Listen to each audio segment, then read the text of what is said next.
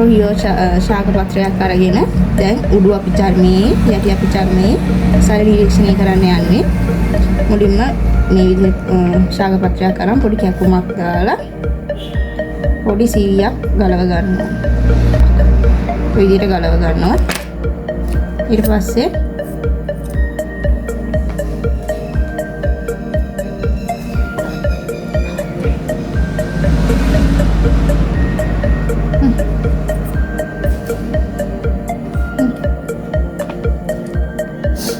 ඊට පස්සේ මේ විදිහට අපි පොඩි වතුර ඩ්‍රොප් එකක් කියලා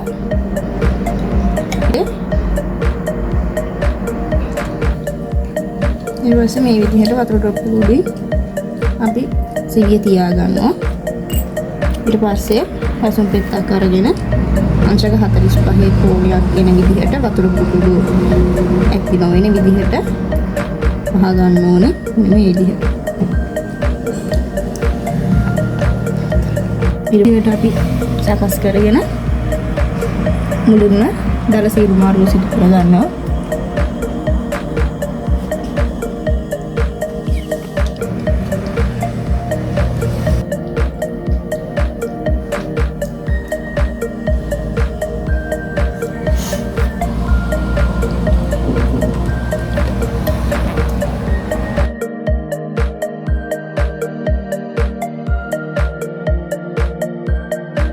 බලයටතේ රොහියෝ වල යටි අපි චර්මයේ සෛල මේ විදිහට තමයි දිස් වෙන්නේ.